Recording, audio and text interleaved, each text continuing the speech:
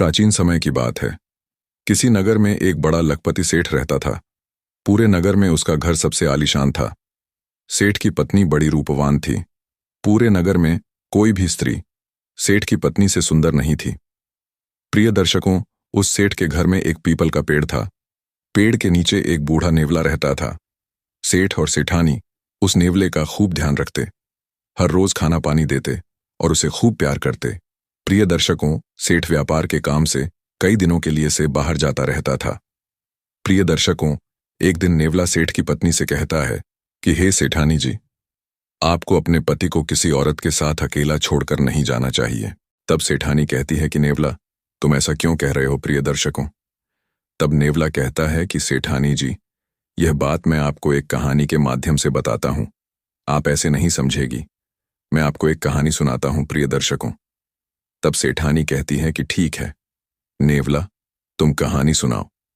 तब नेवला अपनी कहानी प्रारंभ करता है और कहता है कि सेठानी जी, आप इस कहानी को ध्यान से सुनिए और इन बातों को याद रखिएगा। प्रिय दर्शकों, नेवला कहानी शुरू करता है। वह कहता है, एक समय की बात है, किसी शहर में एक राजा रहता था। उस राजा की कोई संतान नहीं थी। रानी के गर्भ से कोई संतान पैदा नहीं हुई।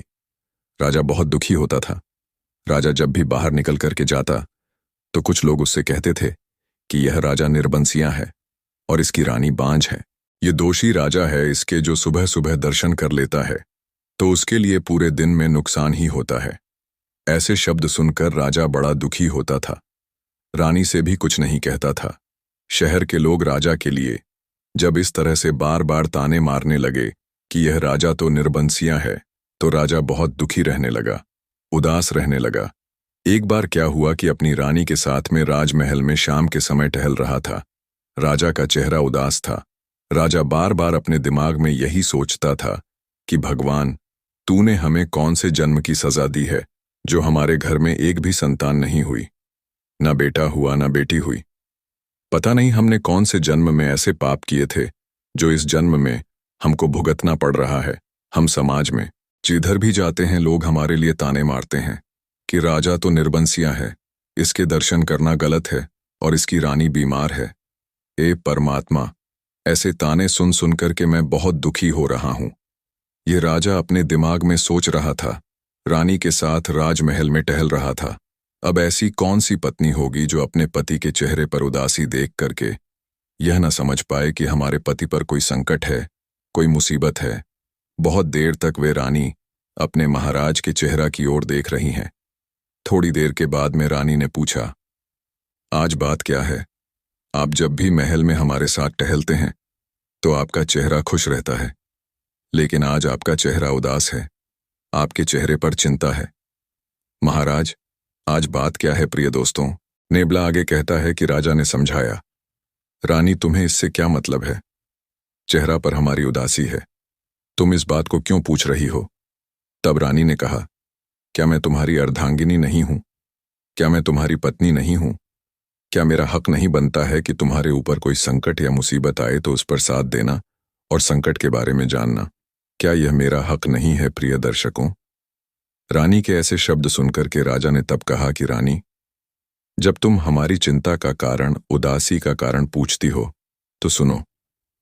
हम जब समाज में निकल करके जाते हैं तो लोग हमें निर्बंसिया कहते हैं और तुम्हें बांझ कहते हैं। उनके ऐसे ताने भरे शब्द सुन सुन करके मेरा दिमाग खराब है और यही मेरी चिंता है। मैं भगवान से पूछता हूं कि भगवान, मैंने कौन से जन्म में पाप किए हैं जो आज हमें इस जन्म में भुगतना पड़ रहा है? हमें संतान का मुख देखने के लिए नहीं मिल रहा है। प्रिय दर्शकों, अपने पति महाराज के यह शब्द सुनकर के रानी ने अपने पति को खुश करने के लिए वहां पर झूठ बोल दिया और कहा कि महाराज, आज आपके चेहरे पर उदासी है। अरे ये तो खुशी का समय है महाराज। कहने लगे, वह कैसे?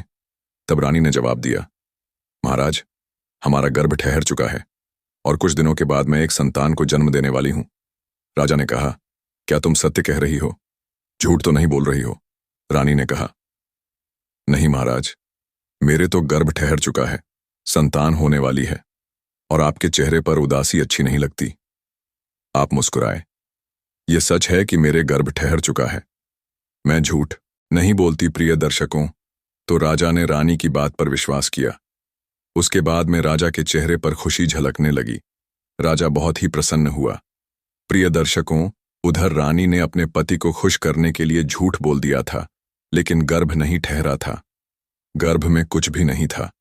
इधर क्या होता है, धीरे धीरे समय बीतता हुआ चला गया और जब समय के अनुसार बच्चे का जन्म लेने का समय आया, कहते हैं कि 9 महीने के बाद में बच्चे का जन्म होता है। बच्चे के जन्म लेने का जब समय आया तो रानी घबराने लगी।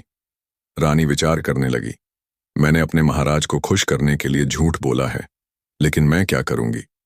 जब महाराज हमसे यह पूछेंगे कि बच्चा कहाँ है और बच्चे ने जन्म लिया है, उसको हमें दिखाओ, तो मैं उनको क्या बताऊंगी और क्या दिखाऊंगी। अब बच्चे का जन्म लेने का समय नजदीक है और मैं अब क्या करूंगी। प्रिय दर्शकों, रानी यह सोच सोच करके बहुत दुखी हो रही है और भगवान से प्रार्थना कर रही है कि हे प्रभु, हमारी रक्षा कर, हमारी लाज को बचाओ। अब तुम्हारे सिवाय मेरा कोई नहीं है, क्योंकि मैंने अपने पति को खुश करने के लिए झूठ बोला है। प्रभु, हमारे गर्भ में कुछ भी नहीं है। प्रिय दर्शकों, यह सोचने के बाद में रानी की एक दासी थी। रानी दासी को बहुत चाहती थी, बहुत मानती थी। तो रानी ने दासी को अकेले में बुलाया और सारी बात समझाई कि देखो दासी, मैं तुमसे कोई बात नहीं छुपाती हूं और न मेरे गर्भ में कोई बच्चा है, न मेरे गर्भ ठहरा हुआ है। मैंने अपने पति को खुश करने के लिए झूठ बोला है। दासी, तुम हमारे झूठ बोलने में सहारा दो, तब हमारे महाराज को या किसी और को यह नहीं बताओगी कि रानी के गर्भ नहीं ठहरा है। रानी ने झूठ बोला है क्योंकि मैं तुमको बहुत चाहती हूं और तुम हमारी हर मुसीबत में साथ देती हो। इसीलिए दासी, हमारा सहारा दो, मेरा साथ दो। प्रिय दर्शकों, तो दासी रानी की बात को सुनकर के सहमत हो जाती है और कहती हैं कि रानी साहिबा, आप निश्चिंत रहे, मैं किसी को नहीं बताऊंगी, ना महाराज को बताऊंगी कि आपने झूठ बोला है। प्रिय दर्शकों, इधर क्या होता है, रानी ने उस दासी के द्वारा खबर भिजवा दी। महाराज के लिए पूरे राजमहल में सूचना भिजवा दी कि रानी को लड़का हुआ है। लेकिन प्रिय दर्शकों, हुआ कुछ भी नहीं। केवल पति को खुश करने के लिए उस रानी ने झूठ बोला था। तो दासी के माध्यम से, जो उसकी सबसे चाहने वाली दासी थी, उसके माध्यम से राजा के यहाँ और पूरे राजमहल में, शहर में यह सूचना उसने भिजवा दी कि रानी के लड़का हुआ है। प्रिय दर्शकों, जब राजा ने सुना कि हमारी रानी को लड़का हुआ है, हमारा पुत्र हुआ है, तो राजा बहुत ही प्रसन्न हुआ। अब राजा को रुका नहीं जा रहा था। राजा राज दरबार से भागा अपने बेटे के दर्शन करने के लिए। जब बेटे के दर्शन करने के लिए भागा तो प्रिय दर्शकों, क्या होता है, रानी ने कहा, आप लड़का अभी नहीं देखेंगे। राजा बोले, क्यों नहीं देखेंगे। तब रानी ने समझाया, महाराज जिद ना करो। कुल पुरोहित का कहना है कि महाराज अगर संतान को देखेंगे, पुत्र को देखेंगे, तो उनके लिए बहुत बड़ा दोष है, बहुत बड़ा अपशगुन है, इसीलिए आप अभी नहीं देखेंगे। राजा ने कहा, फिर हम कब देखेंगे प्रिय दर्शकों। तब रानी ने समझाया कि महाराज, इतने दिनों तक आपके लिए संतान का मुख देखने के लिए नहीं मिला है। भगवान की कृपा से खुशी मिली है, तो आप धैर्य रखें, जिद ना करें। कुल पुरोहित का कहना है कि जब लड़का बड़ा हो जाएगा और जब लड़का शादी के लायक हो जाएगा और जब आप अपने पुत्र का विवाह करेंगे, तब आप देखेंगे। प्रिय दर्शकों, रानी के शब्द सुनकर के राजा को पहले तो बहुत बड़ा दुख हुआ। फिर राजा ने विचार किया, चलो कोई बात नहीं, संतान तो हमारी हो ही गई है, लड़का तो हमारे हो ही गया है, अब लोग हमें निर्बंसिया नहीं कहेंगे। कोई बात नहीं, जब लड़का हमारा बड़ा हो जाएगा, हम शादी करेंगे, तब देखेंगे, तब तक हम इंतजार करेंगे। प्रिय दर्शकों, रानी के यह शब्द सुनने के बाद, मन में यह सोचने के बाद, वह दरबार की तरफ निकल जाता है। इधर प्रिय दर्शकों, रानी बहुत रोई। दासी के पास में बैठ करके कहा कि दासी, मैंने अपने महाराज को खुश करने के लिए झूठ बोला है और बहुत बड़ा झूठ बोला है। अब मैं कैसे क्या करूंगी।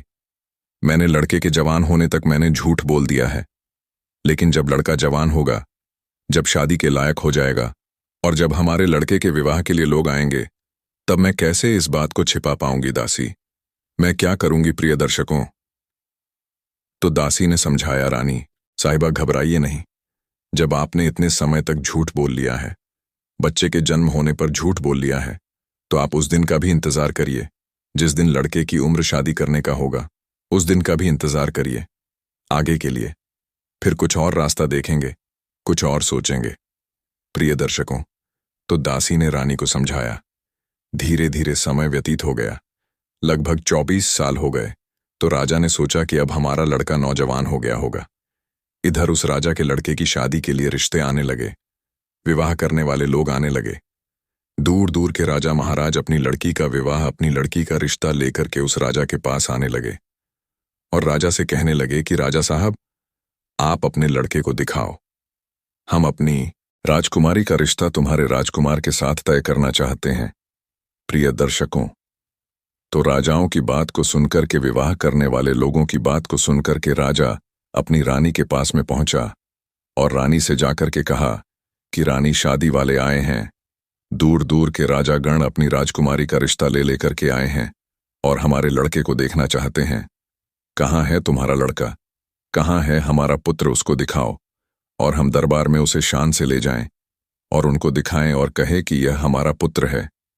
प्रिय दर्शकों, तो रानी ने फिर बहाना बना दिया, फिर झूठ बोल दिया। महाराज, आपकी यह बात सही है, क्योंकि रिश्ता करने वाले जब लोग आएंगे तो उनको लड़का तो दिखाना ही पड़ेगा, लेकिन एक बहुत बड़ी मजबूरी है। राजा कहने लगा, वह कैसी मजबूरी? तब रानी ने कहा, महाराज क्षमा करें, हमारे कुल पुरोहित का कहना है। मैंने कुल पुरोहित से फिर पूछा तो कुल पुरोहित ने कहा है कि लड़का यहां नहीं देखेंगे, कोई नहीं देखेगा। अगर कोई रिश्ता करना चाहता है तो लड़के को बिना देखे कर सकता है। लड़का वहीं सीधा विवाह मंडप में दिखाया जाएगा। बस अगर यह मंजूर है तो हमारे पुत्र के साथ विवाह करें, रिश्ता करें। प्रिय दर्शकों, तो रानी की बात को सुनकर के राजा फिर वापस चला गया और जो रिश्ता लेकर के आए थे उनसे जाकर के कहा कि भाई लोग क्षमा करें, बिना देखे ही अगर आप रिश्ता कर जाएगा, लड़का सीधा विवाह मंडप में ही दिखाया जाएगा। अगर आपको यह मंजूर है तो आप हमारे पुत्र के साथ रिश्ता कर सकते हैं, वरना मेरी मजबूरी है। प्रिय दर्शकों, कुछ राजागण जो थे वह वहां से यह बात को सुन के वापस चले जाते हैं, लेकिन एक राजा ने अपनी बेटी का रिश्ता बिना सोचे समझे ही राजा के लड़के के साथ में तय कर दिया और कहा कि महाराज, हमें यह रिश्ता मंजूर है और हमें यह शर्त मंजूर है, हम अपने दामाद को सीधा विवाह मंडप में ही देखेंगे, रिश्ता मंजूर कीजिए। प्रिय दर्शकों, वह राजा जो था अपनी बेटी का रिश्ता उस राजा के लड़के से तय करके और अपने घर को चला जाता है। उधर घर जाकर के राजा विवाह की तैयारियां करने लगता है और इधर वे राजा सारी बात अपनी रानी को जाकर के बताता है कि एक राजा ने अपनी बेटी का रिश्ता हमारे पुत्र के साथ में तय कर दिया है और विवाह की तारीख भी निश्चित हो चुकी है। अब विवाह की तैयारी करो, हम अपने पुत्र का विवाह बहुत ही धूमधाम से करने के लिए जाएंगे। प्रिय दर्शकों, अपने राजा की बात को सुनकर कि वहां पर रानी ने कहा, ठीक है, विवाह की तैयारियां करो और बेटे की शादी धूमधाम से करने के लिए जाओ। राजा तो फिर अपने दरबार की ओर निकल जाता है। इधर रानी को बहुत बड़ा दुख हुआ। रानी ने अपनी दासी को बुलाया और रानी बहुत रोई। अब क्या होगा? विवाह भी तय हो गया है, तारीख भी निश्चित हो गई है। अब मैं कैसे इस बात को छिपा पाऊंगी? मैं कैसे जिंदा रहूंगी? मैं क्या करूंगी? दासी, मैंने ऐसा झूठ काहे को बोला? मैंने ऐसा झूठ बोल करके अपने पति को खुश क्यों किया? प्रिय दर्शकों, दासी उस रानी के लिए धैर्य धारण करवा रही है और कह रही है कि रानी, जब आपने झूठ बोला है तो भगवान से प्रार्थना करो, भगवान कोई ना कोई रास्ता जरूर दिखाएगा। प्रिय दर्शकों, इधर राजा अपने पुत्र का विवाह करने के लिए और बारात को शादी में ले जाने के लिए जब तैयारी हो जाती है, तब राजा ने खबर भिजवाई रानी के पास और कहा कि अपने पुत्र को दूल्हा बनाओ और हमको दिखाओ और अब चलते हैं शादी करने के लिए। प्रिय दर्शकों, फिर रानी ने झूठ बोलते हुए समझा दिया कि महाराज, आप इतने दिनों तक रुके रहे, आपके लिए भी बहुत बड़ा दोष है और आप अभी अपने पुत्र को ना देखिए। अगर आपने अभी पुत्र को देखने की कोशिश की तो महाराज कुछ भी हो सकता है, इसलिए आप भी विवाह मंडप में ही अपने पुत्र को देखेंगे। जवाब दिया, ठीक है, मैंने इतने दिनों तक इंतजार कर लिया, अब थोड़े समय की तो बात है। राजा तैयार हो गया। आगे राजा ने कहा, आप अपने पुत्र को दूल्हा बना करके तैयार करिए और मैं बारात को देखता हूं। प्रिय दर्शकों, राजा दरबार की ओर निकल जाता है। इधर रानी दासी के पास में बैठी बैठी बहुत रो रही है और कह रही है कि दासी, अब मैं क्या करूं। फिर रानी और दासी ने आपस में सलाह की। फिर रानी ने कहा कि दासी, मेरे दिमाग में एक बात आती है। छिपाना तो पड़ेगा, लेकिन अब होगा तो वही होगा जो भगवान को मंजूर होगा। प्रिय दर्शकों, फिर रानी कहती है, दासी, तुम हमारा काम करो। दासी ने कहा, रानी साहिब, आप आदेश करिए, क्या काम करना है। तब रानी ने कहा, दासी, एक मिट्टी का राजकुमार बनाओ और वह पालकी में बैठा लो और वह पालकी को बंद करवा दो और सबसे कह दो कि यह पालकी कहीं रास्ते में भी नहीं खुलेगी, यह पालकी सीधे विवाह मंडप में ही खुलेगी। प्रिय दर्शकों, दासी ने मिट्टी एक का दूल्हा बनाया और दूल्हा बना करके उसको सजाया और मिट्टी का दूल्हा सजा हुआ उस पालकी में रखा और पालकी को चारों तरफ से बंद करवा दिया। और जब बारात चलने के लिए तैयार हुई तो रानी ने राजा से कह दिया कि महाराज, इस बात का ध्यान रखना, इस पालकी को कोई भी रास्ते में नहीं खोलेगा। अगर किसी ने खोल दिया तो कुछ भी हो सकता है। एक कुल पुरोहित का कहना है, यह पालकी सीधे विवाह मंडप में ही खुलेगी और वहीं आप अपने पुत्र को दूल्हा के रूप में देखेंगे। राजा तैयार हो जाता है और सबको सूचित कर देता है कि हमारी पालकी को रास्ते में यानी बीच में कोई नहीं खोलेगा। प्रिय दर्शकों, कहार पालकी को उठाते हैं। बारात को लेकर के वहां से अपने पुत्र का विवाह करने के लिए राजा साथ चल देते हैं। चलते चलते जब यह एक भयानक जंगल में पहुंचे तो राजा ने सोचा कि चलते चलते बहुत थक चुके हैं, चलो थोड़ी देर वृक्ष के पास में विश्राम करते हैं। राजा ने बारातियों को आदेश दिया कि पालकी को यहीं रख दो और विश्राम करने के बाद में यहां से आगे को बढ़ेंगे। प्रिय दर्शकों, वही हुआ। कहारों ने एक वृक्ष के पास उस पालकी को रख दिया और दूसरे बड़े वृक्ष के पास में सभी लोग बाराती आराम करने लगे। अब इधर प्रिय दर्शकों क्या हुआ, जहां कहारों ने अलग एक वृक्ष के पास में पालकी रखी हुई थी, उसी वृक्ष के पास में बिल में एक इच्छाधारी नागिन का जोड़ा रहता था। नागिन ने जब पालकी की ओर देखा, नागिन को दिखाई दे गया इसमें दूल्हा नहीं है, मिट्टी का बना हुआ दूल्हा रखा हुआ है। तो नागिन ने अपने इच्छाधारी नाग से कहा कि पिया जी, इस संसार में बहुत बड़ा अंधेर है। इच्छाधारी नाग कहने लगा है, क्या बात है, कैसा अंधेर है, क्या अंधेर हो रहा है। तब वह इच्छाधारी नागिन कहने लगी, पिया जी, इस पालकी में दूल्हा नहीं है, यह कैसी बारात है जो बिना दूल्हा की बारात जा रही है। और यह जब बारात बिना दूल्हे की वहां पहुंचेगी तो इनका हाल क्या होगा। इतना बड़ा अंधेर तो मैंने आज तक नहीं देखा जो बिना दूल्हा के बारात जा रही है। और इस पालकी में दूल्हा तो है ही नहीं, केवल मिट्टी का बना हुआ पुतला है पिया जी। यह कैसा अंधेर है। इच्छाधारी नाग कहने लगा, हे प्रिय, हमें विश्वास नहीं होता है, शायद हो सकता है तुम झूठ बोल रही हो, हमें दिखाओ, चल करके देखें कि बिना दूल्हा की कैसी बारात है। नागिन ने कहा, पिया जी, अगर ऐसे चलेंगे तो लोग जो बैठे हैं वह देख लेंगे, हो सकता है हमें और तुम्हें मार भी सकते हैं, चलो छिप छिपा करके चलते हैं। दर्शकों, वही हुआ। इधर नागिन अपने पति इच्छाधारी नाग को लेकर के पत्तों से छिप छिपा करके उसी पालकी में पहुंच जाती है और अंदर घुस जाती है तो वहां नाग ने देखा कि मिट्टी का बना हुआ दूल्हा रखा है। चुपचाप दोनों ने देखा और फिर पुनः अपने बिल में वापस चले आए। इधर नाग बड़ा ने अपनी पत्नी नागिन से कहा कि हे नागिन, मैं आपसे कुछ कहना चाहता हूं। नागिन कहने लगी, कहिए, आप क्या कहना चाहते हैं। नाग कहने लगा, हे प्रिय, अगर आपकी आज्ञा हो तो मैं इस राजा के विवाह मंडप तक इसकी शोभा को बढ़ा दे। नागिन कहने लगी, महाराज, आप इसकी शोभा कैसे बढ़ा सकते हैं। तब इच्छाधारी नाग बोला, हे प्रिय, आपकी अगर आज्ञा हो तो मैं इसी मिट्टी की भीड़ में समा करके, अपना रूप बदल करके और मैं इस राजा का लड़का बन करके और मैं इसकी इज्जत बचा दूं तो ज्यादा अच्छा रहेगा। और आप ही बताइए, अगर वह विवाह मंडप में जाकर के यह पालकी खोली गई और जब दूल्हा नहीं निकला तो इस राजा की कितनी बड़ी बदनामी होगी।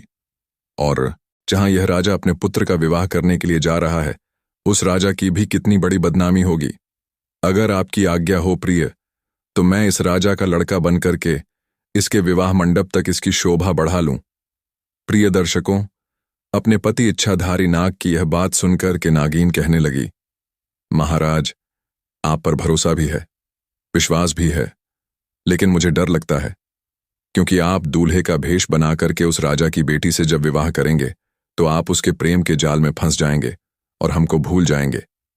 इच्छाधारी नाग कहने लगा, हे प्रिय, आप हम पर विश्वास करिए, आप हमारी पत्नी हैं, हम नागवंशी हैं, हमें क्या, उससे मतलब है, केवल हमें इस राजा की इज्जत बचानी है, बस इसलिए मैं जा रहा हूं। और अगर मैं नहीं गया तो दोनों राजाओं के यहां कुछ भी हो सकता है, कुछ भी घटना घटित हो सकती है। इसीलिए मैं आपसे कह रहा हूं, आप हमारी बात पर विश्वास करें, हम नागवंशी हैं, हम आपको धोखा नहीं दे सकते हैं। केवल एक रात की बात है, और कल जब मैं आऊंगा तो मैं आपके पास आ जाऊंगा, फिर हमें कोई मतलब नहीं है। प्रिय दर्शकों, अपने पति इच्छाधारी नाग की बात को सुनकर के नागिन ने आज्ञा दे दी कि महाराज जाओ, लेकिन हमें डर लगता है, आप उसके जाल में मत फंस जाना, हमें भूल मत जाना। इच्छाधारी नाग कहता है, हे प्रिय, आप हम पर विश्वास करें और हमें आज्ञा दे। प्रिय दर्शकों, वही हुआ। अपनी पत्नी नागिन से आज्ञा लेने के बाद में वह इच्छाधारी नाग उसी पालकी में घुस जाता है और पुतले की भीड़ में समाहित होकर के रूप बदल लेता है और बहुत ही सुंदर लड़का बन जाता है। प्रिय दर्शकों, कुछ समय के बाद में राजा बारात को लेकर के चल देता है। कहार पालकी को उठा लेते हैं और सीधे वहीं राजा के यहां पहुंचते हैं। विवाह मंडप में पहुंच गए। प्रिय दर्शकों, उस राजा ने सभी बारातियों की अच्छी तरह से खातिरदारी की और जब विवाह करने का समय आया तो राजा साहब से कहा, तुम्हारा लड़का कहाँ है तुम्हारा? दूल्हा उसको पालकी से निकालो। जो आपने कहा था कि लड़का की पालकी विवाह मंडप में ही खुलेगी, तो पालकी भी तैयार है, और निकालिए अपने बेटा को और विवाह की रस्म पूरी की जाएगी। प्रिय दर्शकों, वही होता है। इधर राजा जब पालकी को खुलवाया तो उसमें से बड़ा ही सुंदर लड़का निकलता है, और लड़का इतना सुंदर था कि राजा और बाराती और सराती की आंखें फटी की फटी रह गई थीं। राजा बहुत ही प्रसन्न हुआ। राजा सोचने लगा, इसका मतलब यही था कि हमारी रानी ने हमारे पुत्र को इसीलिए हमें अभी तक नहीं दिखाया था, आज हमें दिखाया है, क्योंकि हमारा लड़का तो बहुत ही ज्यादा सुंदर है, इसके चेहरे पर बहुत ही अच्छा तेज है। प्रिय दर्शकों, उस बेटी के पिता राजा ने भी जब उस दूल्हा को देखा तो वह बहुत ही प्रसन्न होता है, और उसके बाद में विवाह की रस्म पूरी होती है और उस इच्छाधारी नाग का विवाह उस राजा की बेटी से हो जाता है। बड़ी धूमधाम से विवाह हुआ, और विवाह होने के बाद में इधर उस इच्छाधारी दूल्हा ने, यानी उस राजा के बेटा ने कहा अपने पिताजी से कि पिताजी, हमारी पालकी अलग होनी चाहिए और हमारी पत्नी की पालकी अलग जाएगी। राजा ने कहा, ठीक है। राजा ने उस राजा को आदेश दिया कि हमारे बेटा की पालकी अलग जाएगी, जिसमें केवल हमारा ही बेटा जाएगा, और आप अपनी बेटी की पालकी अलग तैयार करवाओ। राजा ने कहा, ठीक है। प्रिय दर्शकों, वही हुआ। इधर उस राजा ने भी अपनी बेटी की पालकी तैयार करवाई है। अब अलग अलग पालकी को लेकर के कहार राजा के साथ में अपने शहर में चल देते हैं। इधर प्रिय दर्शकों उसी रास्ते पर आए जहां बारात ने दिन में विश्राम किया था, वहीं आकर के पालकी को रख दिया, और राजा ने कहा कि अब थोड़ी देर विश्राम करें, फिर आगे चलते हैं। दोस्तों, कहारों ने पालकी को उसी पेड़ के पास रख दिया। पालकी को रख दिया और उसके बाद में सब लोग वहां पर विश्राम करने लगे। कुछ लोग तो वहां पर सो भी गए थे। इधर वह इच्छाधारी नाग था, अपना भेष बदल करके अपनी पत्नी नागिन के पास में पहुंचता है, जो नागिन उसका बेसब्री से इंतजार कर रही थी। और जब अपने पति को नजदीक आता हुआ देखा तो नागिन बहुत प्रसन्न होती है, और उसके बाद में कहा, पिया जी, क्या शोभा बढ़ा दी? जवाब दिया, हाँ, मैंने वहां इस राजा की इज्जत को बचा दिया और इसके विवाह मंडप की शोभा भी बढ़ाई, और मैंने विवाह भी किया, और वह पत्नी दूसरी पालकी में बैठी हुई है। नागिन बहुत प्रसन्न हुई और नागिन ने कहा, ठीक है महाराज, आपने बहुत अच्छा काम किया है, लेकिन अब आप कहीं नहीं जाएंगे, अब आप यहीं पर रहे। प्रिय दर्शकों, फिर इच्छाधारी नाग ने फिर कहा, प्रिय, हम आपसे कुछ कहना चाहते हैं, जरा विचार करो। नागिन कहने लगी, पिया जी, आप क्या कहना चाहते हैं? आप हमसे दूसरी आज्ञा कौन सी चाहते हैं? जवाब दिया, आज्ञा यह चाहते हैं मैंने बाहर तो इस राजा की इज्जत को बचा दिया। अब जरा विचार करिए, यह नई नई दुल्हन आई है और जब अपनी ससुराल में जाएगी, जब इसको इसका पति नहीं मिलेगा तो इसका क्या हाल होगा। मैं इस बात को सोच सोच के बहुत दुखी हो रहा हूं और मैं आपसे कुछ आना चाहता हूं, लेकिन कहने की आपसे हिम्मत नहीं पड़ रही है, क्योंकि आप आज्ञा देंगे या नहीं देंगे। नागिन ने कहा, इससे हमें कोई मतलब नहीं है, कुछ भी हो, लेकिन आपने इसकी बाहर तो शोभा बढ़ा दी। अब आप हमको छोड़ करके यहां से नहीं जा सकते। प्रिय दर्शकों, उस इच्छाधारी नाग ने फिर कहा, आप हैरान ना हो, आप परेशान ना हो। जरा विचार करिए, अगर इस लड़की के लिए इसका पति वहां जाकर के नहीं मिलेगा तो इसका हाल क्या होगा। यह तो मर जाएगी और ज्यादा नहीं। प्रिय, मैं 2 दिन के लिए आपसे आज्ञा और चाहते हैं। 2 दिन के बाद में मैं आपके पास में पुनः चल लाऊंगा, जब यह लड़की अपने मायके के लिए चली जाएगी, जब इसके पीहर वाले उसको पीहर ले जाएंगे और मैं आपके पास चलाऊंगा। केवल 2 दिन की हमें आज्ञा दे और उसके बाद हम आपके पास होंगे। मेरी बात पर विश्वास करें, हम आपको धोखा नहीं देंगे। मैंने उस दिन भी कहा था कि हम लोग नागवंशी हैं, इसलिए हम तुम्हें धोखा नहीं देंगे। प्रिय दर्शकों, अपने पति इच्छाधारी नाग की बात को सुनकर वह नागिन बहुत दुखी होती और कहती है, पिया जी, आज हमें विश्वास हो गया कि तुम हमसे झूठ बोल रहे हो। तुम हमें भूल जाओगे, हमको तड़पता हुआ अकेले जंगल में छोड़ जाओगे, इसीलिए तुम हमसे बार बार जिद कर रहे हो। ऐसी करुण भरी बातें सुनकर के इच्छाधारी नार ने समझाया, प्रिय, मैं आपसे वादा करता हूं, वचन देता हूं कि मैं लौट करके जरूर आऊंगा। मुझे उससे कोई मतलब नहीं है, केवल 2 दिन की बात है।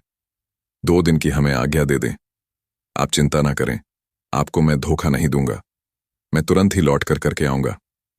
प्रिय दर्शकों, उस इच्छाधारी नागिन की इच्छा नहीं थी, लेकिन फिर भी उस नागिन ने कह दिया कि महाराज, जब ऐसी बात है तो आप जाइए, लेकिन आपसे मैं यही कहती हूं कि आप हमें भूल मत जाना। और हमारे दिल में अब यह आ रहा है कि आप हमें छोड़ करके जा रहे हैं, दोबारा लौट करके नहीं आएंगे। प्रिय दर्शकों, तो फिर इच्छाधारी नाग ने अपनी नागिन को समझाया। आज्ञा लेने के बाद में वह नाग फिर पुनः पालकी में बन करके बैठ जाता है। और प्रिय दर्शकों, इधर उस रानी ने तो झूठ बोला था अपने पति से कि मेरे गर्भ में पुत्र आ चुका है, लेकिन कोई लड़का नहीं उसके हुआ था। वह रानी पूरी रात जागती रही और भगवान के मंदिर में जाकर अर्जी लगाती रही, प्रार्थना करती रही कि हे दीन बंधु, हमारी रक्षा करें, मेरी लाज को बचाएं। और मैंने तो अपने पति को खुश करने के लिए झूठ बोला था, लेकिन हमें यह नहीं मालूम था कि यह नौबत आ जाएगी। हे प्रभु, मैं क्या करूं, मेरी लाज को बचाए, और अगर आज आपने मेरी लाज नहीं बचाई तो मैं मर जाऊंगी। इस तरीके से पूरी रात वह रानी रोते रोते उस मंदिर में सो जाती है। सवेरा हो गया, दिन निकल आया, लेकिन रानी अकेली उस मंदिर में रोती रही। केवल दासी को मालूम था कि रानी कहाँ है और किसी को नहीं मालूम था।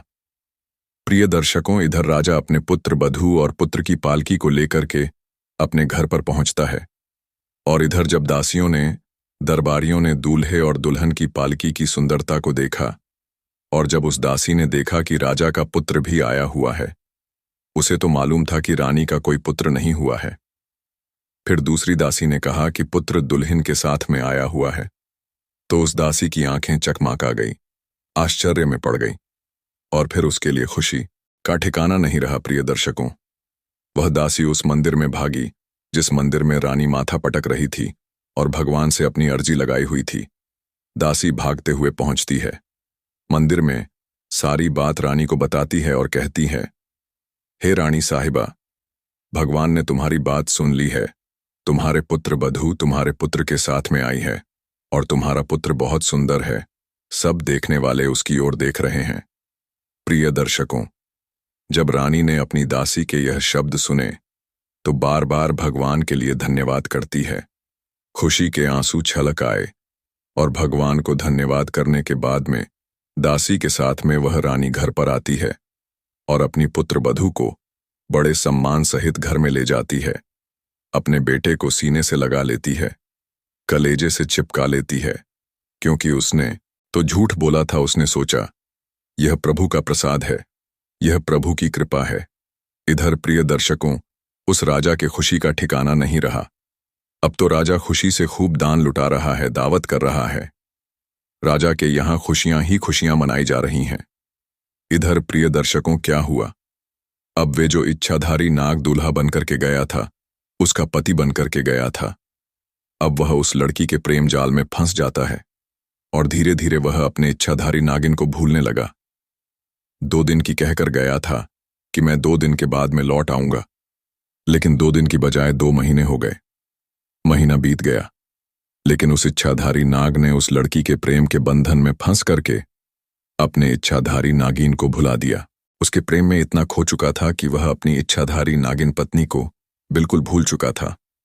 प्रिय दर्शकों, इधर 6 महीने तक वह इच्छाधारी नागिन अपने पति इच्छाधारी नाग का इंतजार करती रही, जंगलों में भटकती रही, इधर उधर देखती रही, ढूंढती रही कि हमारे पति आएंगे, हमारे पति आ जाएंगे। लेकिन इंतजार करते करते उस इच्छाधारी नागिन को 6 महीने बीत गए, और जब 6 महीना गुजर गए तो नागिन को बड़ा ही कष्ट हुआ, बहुत दुख हुआ, और उसके बाद में नाग के लिए क्रोध भी आया। नागिन कहने लगी, अब हम जाएंगे, वहीं राजा के घर में अपने पति को जीवित नहीं छोड़ेंगे, उस स्त्री को, उस लड़की को भी जीवित नहीं छोड़ेंगे। ऐसा विचार इच्छाधारी नागिन उस जंगल में करती है। और इधर उस इच्छाधारी नाग ने क्या किया था कि अपने पिताजी से कहा कि राजमहल के चारों तरफ गड्ढा खुदवाकर उसमें जल भरवा दो। राजा ने पूछा, बेटा ऐसा क्यों कह रहे हो? लड़का ने कहा, पिताजी, हम जो कह रहे हैं आप उसको पूरा करें, क्योंकि आप हमारे पिता हैं। हमें कुछ शंका है, इसलिए मैं यह कह रहा हूं कि राजमहल के चारों ओर खाई खुलवा दी जाए और उसमें जल भरवा दिया जाए। बेटा के कहने की देरी थी कि तुरंत ही यह काम हो गया। राजमहल के चारों ओर खाई खुदवा दी गई और उसमें जल भरवा दिया गया।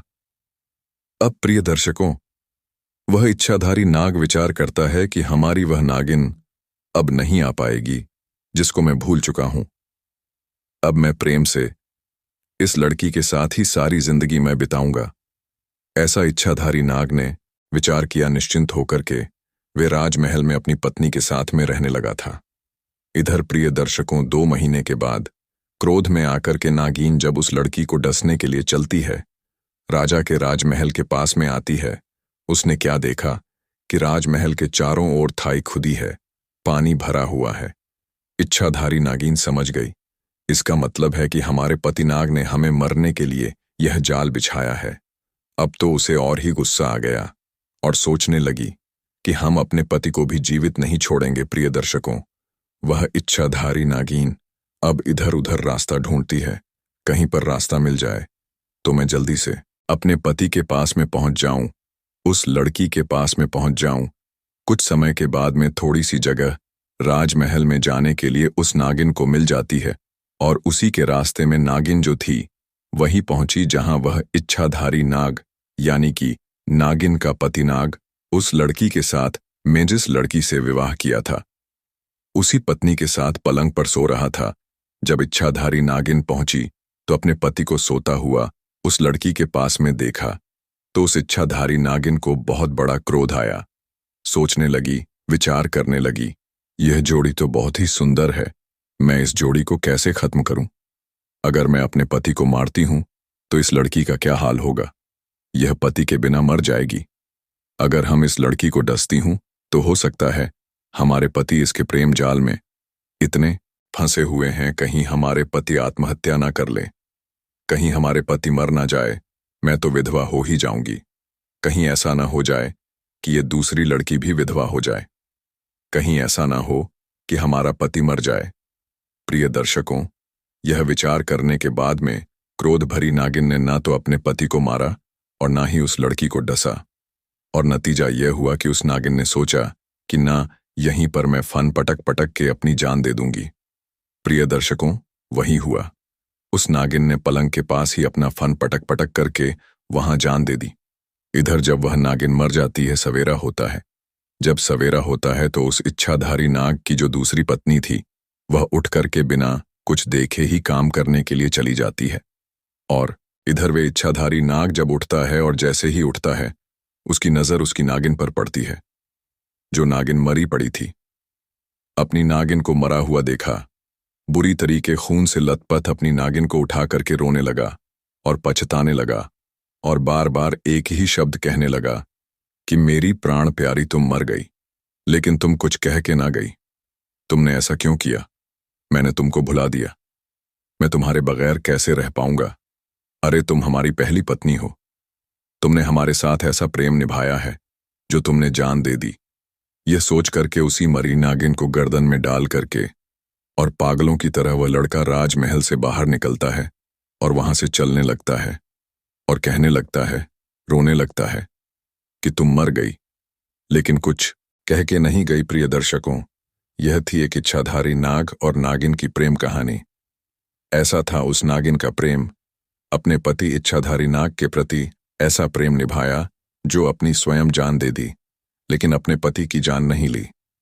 यही बात वह नेवला ने अपनी सेठानी को एक कहानी के माध्यम से समझाया कि किसी भी पत्नी को अपने पति को किसी भी पराई स्त्री के साथ नहीं छोड़ना चाहिए। प्रिय दोस्तों, फिलहाल आज की कहानी में बस इतना ही। कहानी पसंद आई है तो वीडियो को लाइक करना ना भूले और साथ ही चैनल पर नए हैं तो चैनल को भी सब्सक्राइब कर लें। धन्यवाद।